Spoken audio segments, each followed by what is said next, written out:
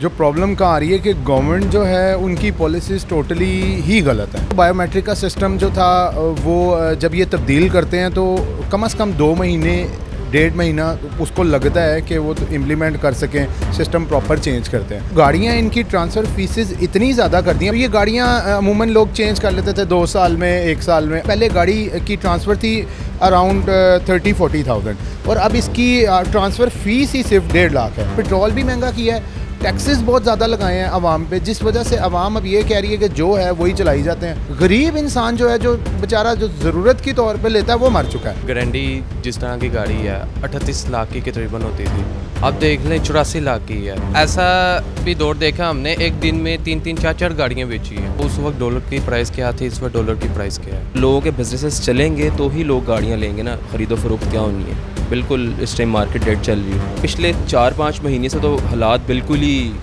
किसी और तरफ मतलब बिल्कुल वर्स हो गए हुए। जिस तरह वक्त गुजर है, लग रहा है कि बिल्कुल ही हम लोग तो समझ नहीं आ रही किस तरफ जा रहे हैं। पहले बड़ी गाड़ी वो जिस बजट में ले लेते थे, अब उनकी छोटी गाड़ी आती है। 0 मीटर गाड़ी का रेट इतना ज़्यादा ऊपर चला गया हो कि वो तो बिक ही नहीं रही। अस्सलाम वालेकुम, मैं हूं आपका होस्ट अब्दुल रहमान। जहां पर महंगाई में इजाफा हुआ, क्या लोगों की गाड़ी ख़रीदने में, बाइंग पावर में कमी आई है? जानते हैं हारिस साहब से, उनका अपना शोरूम है। तो हारिस साहब ये बताएं, जहां पर इतनी महंगाई हुई, लोगों की पहुंच से गाड़ियां मोटरसाइकिलें दूर हुई हैं, क्या वाकई में यह आपके कारोबार को मुतासर किया है? लोगों की बाइंग पावर कम हुई है? जी बिल्कुल ऐसे ही मुतासिर हुए हैं। आप देख लें 2021-2022 में स्टार्टिंग में कि गाड़ियों की कीमत, गारंटी जिस तरह की गाड़ी है 38 लाख की तकरीबन होती थी, अब देख लें 84 लाख की है। कोई अगर कस्टमर है वो UBL बैंक वगैरह से ना वो स्टेज वगैरह के तौर पे लेते होते थे गाड़ियाँ, लेकिन बहुत ज़्यादा फ़र्क पड़ गया। कितना फ़र्क पड़ा? मतलब कि 2023 से अगर कंपेयर करें 50% कमी आई है? बड़ी है। मतलब कि कमी कितनी आई है? अभी आप ये देखें ना कि आपकी पहले अगर आपको होता था कि आप लोगों का कोई वीक में एक दिन अच्छा होता था, जैसे संडे बाज़ार लगता है गाड़ियों का, तो उसमें आपको ये होता था कि हमारी आज 10 गाड़ियाँ फ़रोख्त हो जाएंगी। तो अब आप लोगों को क्या फ़ील होता है कि आज के दिन में कितनी गाड़ियाँ फ़रोख्त हो सकती हैं? आज के दिन में देख लें महीने में 1-2 निकल जाती हैं बस महीने में 1-2? जी, नहीं तो ऐसा भी दौर देखा हमने, एक दिन में 3-4 गाड़ियाँ बेची हैं।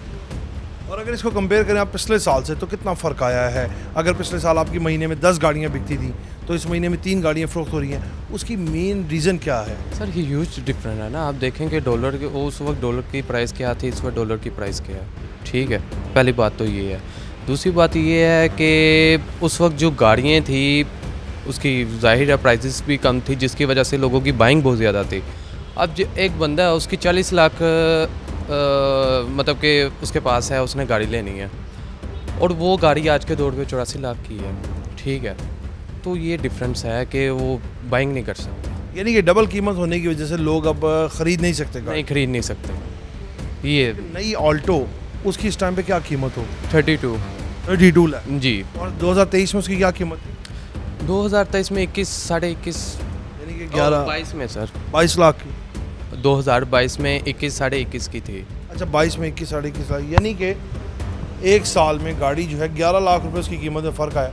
तो चलते हैं, जानते हैं और भी जो ये कारोबारी हजरात बैठे हुए हैं, करोड़ों रुपए की इन्वेस्टमेंट करके शोरूम्स बनाए जाते हैं, और जबकि महंगाई की वजह से लोग अब एक नई गाड़ी, क्या इस्तेमालशुदा गाड़ी भी नहीं ख़रीद सकते। तो चलते हैं किसी और भाई से, जानते हैं कि उनका इस टाइम पे हालात कैसे हैं महंगाई की वजह से, क्या वाकई बाइंग पावर कम है?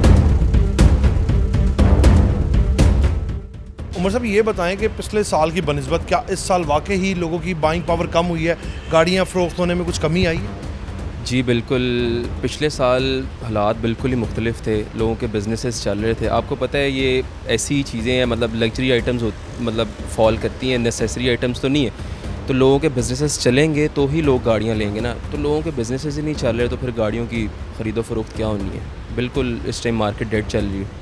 उमर भाई, अगर पिछले साल से कंपेयर किया जाए, 2023 को 2022 से कंपेयर करें, तो कितने फ़ीसद कमी आई है? अगर आप पिछले साल को लगा लें कि आप पिछले साल में पूरे साल का आप लोग कोई इंडेक्स बनाते होंगे कि साल में आप लोगों की 20 गाड़ियाँ 50 गाड़ियाँ फ़रोख्त हुई, मिसाल के तौर पे, तो इस साल को अगर कंपेयर करेंगे तो कितनी कमी आई? More than 50%। More than 50%? Yes, मतलब पिछले साल हमारी अगर महीने में 6-7 गाड़ियों का था सर्कल के आती थी और बिक जाती थी, तो इस साल शायद एक आधी दो मैक्सिमम, वो भी मैं बहुत ज़्यादा बता रहा हूँ। तो पिछले 4-5 महीने से तो हालात बिल्कुल ही किसी और तरफ मतलब बिल्कुल वर्स हो गए हुए। पिछले साल तो बहुत अच्छे थे, उससे पिछले साल और भी बहुत अच्छे थे, लेकिन जिस तरह वक्त गुज़र है लग रहा है कि बिल्कुल ही हम लोग तो समझ नहीं आ रही किस तरफ जा रहे हैं। हालांकि एक बहुत ह्यूज अमाउंट की इन्वेस्टमेंट होती है शोरूम। आपको इस तरह ऐसे कस्टमर्स भी आए होते होंगे जो मतलब एक गाड़ी माइंड सेट ये बना के आए हैं कि हमने ग्रैंडी लेनी है, लेकिन प्राइस जो है उनकी ज़्यादा होने की वजह से वो कोई छोटी गाड़ी उनके बजट में आती होगी। इस तरह के कस्टमर्स फेस करते हैं आप? अब आजकल तो आ ही इस तरह के कस्टमर्स रहे हैं। गाड़ी का उनका बजट इतना कम हो गया हुआ है कि मतलब पहले बड़ी गाड़ी वो जिस बजट में ले लेते थे, अब उनकी छोटी गाड़ी आती है, और 0 मीटर गाड़ी का रेट इतना ज़्यादा ऊपर चला गया हो कि वो तो बिक ही नहीं रही। तो यूज़ गाड़ियों में भी सिर्फ छोटी गाड़ियाँ, मतलब 25-30 लाख 35 लाख के बजट के अंदर की जो गाड़ियाँ सिर्फ वो बिक रही हैं। जैन साहब ये बताएं कि रवां साल पिछले साल की बनिस्बत गाड़ियों की कोई ख़रीदो फरोख्त में कमी आई है? एक्चुअली हो क्या रहा है, जो प्रॉब्लम कहाँ आ रही है कि गवर्नमेंट जो है उनकी पॉलिसीज़ टोटली ही गलत हैं। मतलब कि आप देखें कि ये इदारा है, मतलब हम लोगों से आके डिस्कस करें या हमारे जो सदर हैं उन लोगों से डिस्कस करें कि यार आप लोगों को क्या चाहिए, किस तरह से चलेगा। एक तो बायोमेट्रिक का सिस्टम जो था वो जब ये तब्दील करते हैं तो कम से कम 2 महीने 1.5 महीना उसको लगता है कि वो इम्प्लीमेंट कर सकें, सिस्टम प्रॉपर चेंज करते हैं। सेकंड, ये जो गाड़ियाँ इनकी ट्रांसफ़र फ़ीसेस इतनी ज़्यादा कर दी हैं। पाकिस्तान में लोग गाड़ियाँ इस्तेमाल करते थे कुछ अपनी यूज़ के लिए, कुछ शौक़ के लिए, तो ये गाड़ियाँ अमूमन लोग चेंज कर लेते थे 2 साल में, 1 साल में। अब लोगों की, अब आप देखें ये पहले गाड़ी की ट्रांसफ़र थी अराउंड 30-40,000 और अब इसकी ट्रांसफ़र फ़ीस ही सिर्फ 1.5 लाख है। तो लोग अब बजाय इसके वो क्या, और सबसे जो बड़ी वजह है वो पेट्रोल है। अब आप देखें कि ये गाड़ियाँ लोग चला ही नहीं रहे। आप सड़क पे देखें कि कोई गाड़ी आपको बड़ी नज़र नहीं आएगी। लोग कोशिश कर रहे हैं कि 650 चलाएं, ट्रैवल करें, जिधर एक गाड़ी 2 गाड़ियाँ इस्तेमाल हो रही थी 1 करें। तो पॉलिसीज़ जो है ना, वो पेट्रोल भी महंगा किया है, टैक्सेस बहुत ज़्यादा लगाए हैं आवाम पे, जिस वजह से आवाम अब ये कह रही है कि जो है वही चलाई जाते हैं, वरना बाइंग पावर तो स्टिल थी। क्योंकि ये जो फॉर्चूनर और रेंज रोवर लेने वाली आवाम है उनकी तो बाइंग पावर डबल हो जाती है क्योंकि डॉलर ऊपर जाता है, प्रॉपर्टीज़ बढ़ जाती हैं, चीज़ें।